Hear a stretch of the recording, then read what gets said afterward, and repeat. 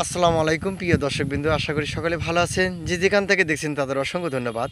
আমার ভিডিও দেখার জন্য অবশ্যই অনেকে আগ্রহ থাকেন যে ভাই কবে ভিডিও ছাড়বে আর কবে আমরা দেখব। তবে আজকে আপনাদেরকে আমি আসছি ধান খেতে। পাশে একটা জমি আছে, এই জমির চতুর সাইডে সুপারি গাছ লাগানো আছে। আমাদের কাছ থেকে সিঙ্গাপুরি হাইব্রিড সুপারি চারা আছে, তার হালত দেখার জন্য আসছি। সেই গাছগুলো কেমন হয়েছে আর গোড়ালিগুলো কেমন আর কেনই ফলন আসছে না, এটা দেখার জন্য আসছি।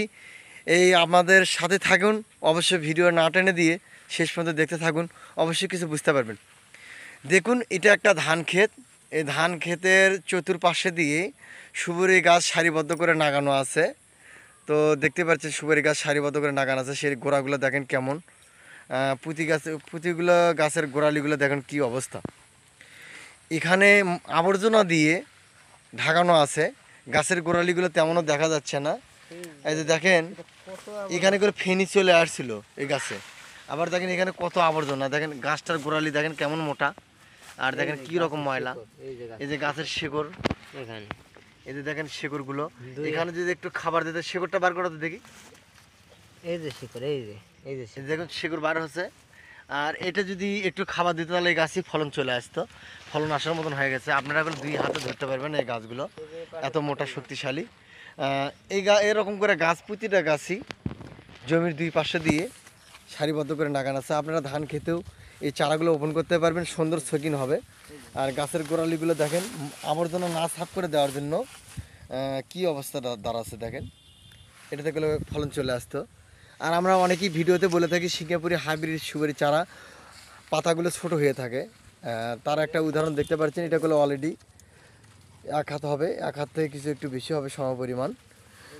গাছের গোড়ালিগুলো আমি দেখাচ্ছি। এই যে এটা দেখেন বড় গাছ, অলরেডি 2 হাত পাতা রয়েছে।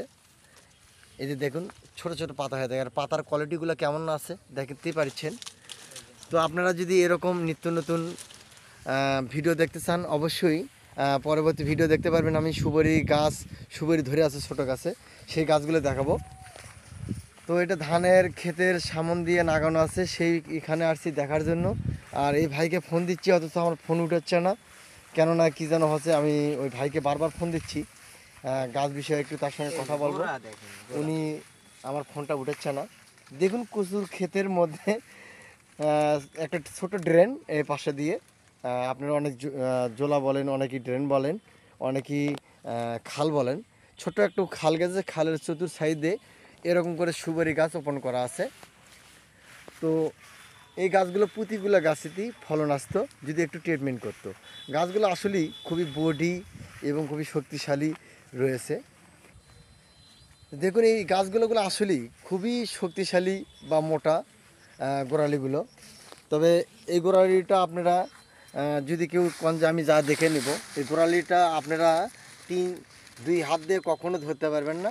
দেখুন এই যে এখানে কয়েক গিট কাটছে, কয়েক গিট কাটছে আসছে। এই যে এখানে দেখেন এই পাশেও ওই ধান ক্ষেতের বাতা দিয়ে লাগানো আছে। আপনাদেরকে দেখাচ্ছি আমি। দেখুন এখানে জঙ্গল দিয়ে ভর্তি করা, দেখেন সুপারি গাছে জঙ্গল উঠে গেছে। আর দেখুন এই পাশে দিয়ে একটু হলো ক্লিয়ার করে রাখছে, যেহেতু বেসন ফালাইছে ধান লাগানোর জন্য। তো ধান লাগানোর জন্য বেসন ফালাইছে, তার জন্য এইখানে বর্তমানে একটু ক্লিয়ার করছে। আর গাছের গোড়ালিগুলো দেখতে পাচ্ছেন কেমন, এই দেখছেন গাছের গোড়ালিগুলো কেমন হয়েছে।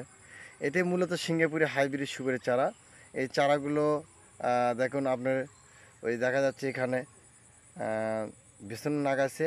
এটাগুলো পুরো একটা জমি, এই জমির চতুর সাইড দিয়েই লাগানোর কথা ছিল। তো উনি আবার আমার থেকে গাছ নেবে, গাছগুলোর গঠনগুলো খুব ভালো লাগছে ওনাকে, তো উনি গাছ নেবে। তো উনির কাছে ফোন দিচ্ছি, ফোনে উঠাচ্ছে না, জানি না উনি নামাজে আছেন না কি আছে তাও জানি না। তবে ওনার সাথে পরিচয় অবশ্যই আপনাদেরকে করে দেব। আপনারা আমাদের সাথে সঙ্গে থাকার জন্য অসংখ্য ধন্যবাদ। তবে আপনারা এই ছোট্ট গাছের সুপারি ধরা অবস্থা পরবর্তী ভিডিওতে অবশ্যই আপনাদেরকে দেখাবো। আপনারা অবশ্যই আমাদের ভিডিওর সঙ্গে থাকলে আমাদেরকে ভালো লাগে, এবং একটা লাইক একটা কমেন্ট শেয়ার অবশ্যই করবেন। আর আপনাদের মূল্যবান মতামতটা আমাদেরকে। তো আপনারা ইনশাল্লাহ, আমি আরেক ভাই নিয়েছে, সেখানে ফলন চলে আসছে। আমাদের এই পরবর্তী ভিডিওতে আপনাদের ফলন সহকারে দেখাবো।